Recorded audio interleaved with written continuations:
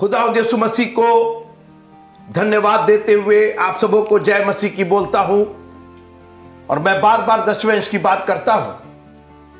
मैं यहां थोड़ा सा अपने विषय से हटना चाहता हूं। मेरे को किसी ने लिखा कि बिशप साहब आपके संदेश बहुत अच्छे हैं, लेकिन आप घुमा फिरा के 10वें अंश पर जरूर ले आते हैं। और मैंने भाई को लिखा, मैंने कहा कि ये घुमाना फिराना आप जैसे लोगों की वजह से होता है। हम तो सीधे कहना चाहते हैं कि 10वां अंश दीजिए। हम तो घुमाना फिराना चाहती नहीं, क्योंकि हम क्यों फिराएंगे, हम क्यों घुमाएंगे। खुदा का तो कलाम कहता है कि सारे 10वां अंश मेरे भंडार में ले आओ। आकाश के झरोखे, मैंने भाई से पूछा कि आप आकाश के झरोखों की आशीष नहीं पाना चाहते हैं क्या? दुआ कीजिए कि आपको मन हो 10वां अंश देने का, ताकि आकाश के झरोखे खुल करके आपके ऊपर अपरंपार आशीषों की वर्षा करें। यह परमेश्वर का सिद्धांत है। उसने आपके धन दौलत के लिए, आपके घर की बढ़ोतरी के लिए उसने एक नियम, यह कायदा बनाया है। और इस कायदे से आप चलेंगे नहीं तो फिर आपकी आशीष कैसे होगी? तो नए नियम में नहीं कहा गया है।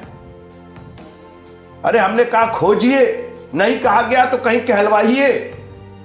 अपरंपार आशीषें चाहिए हमको, बिल्कुल कहा गया। यीशु मसीह ने कहा कि चाहिए तो था कि उन्हें भी करते और इन्हें भी नहीं छोड़ते। जब यीशु मसीह ने शास्त्री फरीसियों से कहा कि तुम पुदीने का और जीरे का 10वां अंश देते हो, तो उन्होंने ये कहा कि चाहिए तो था कि उसे भी करते रहते और परमेश्वर की आज्ञा को भी नहीं टालते। यीशु मसीह ने कहीं भी 10वें अंश देने के लिए मना नहीं किया। यह उसका फॉर्मूला है मित्रों। और मैं धन्यवादित हूं कि हमारी कलीसिया ऐसे लोगों से भरी पड़ी हुई है। आप जैसे 10वां अंश देने वाले विश्वास योग्य लोगों की वजह से बहने भाई दोनों बढ़ चढ़ करके आप ये दुआ कीजिए, प्रभु मेरा कटोरा उमड़ना चाहिए, मेरा कटोरा ओवरफ्लो होता रहे। फिर किसको क्या मिल रहा क्या नहीं मिल रहा उससे हमारा क्या लेना देना। कई बार मैंने आपसे कई बार कहा कि लोगों ने मुझको कहा कि बिशप साहब आपने उसको इतना दे दिया, आपने उसको दे दिया, और वो तो ऐसा कर गया, वो तो ऐसा कर गया, उसने तो आपको धोखा दे दिया। वो तो, अरे बाबा मेरी तो आशीष कम नहीं हुई ना। वो कहां लेकर के क्या गया? हमने तो परमेश्वर के नाम में दे दिया उसको, यीशु मसीह के नाम में उसको ब्लेस कर दिया। उससे मेरा कटोरा तो कम नहीं हुआ ना, मेरा कटोरा तो और छलक रहा, बल्कि हमको तो 2-4 और कटोरा रखना पड़ रहा है क्योंकि कटोरे छलकते जा रहे। और यही मैं चाहता हूं, यह फॉर्मूला आप सीख लीजिए कि आपकी बरकत कम नहीं होनी चाहिए। तू आज ही मेरे साथ फिरदौस में होगा, इसका महत्व जानिए। वो पूरी भीड़ फिरदौस में हुई कि नहीं हुई, बाएं वाला चोर हुआ कि नहीं हुआ, उसने कहा जब तू अपनी बादशाहत में आना तो मुझको याद रखना।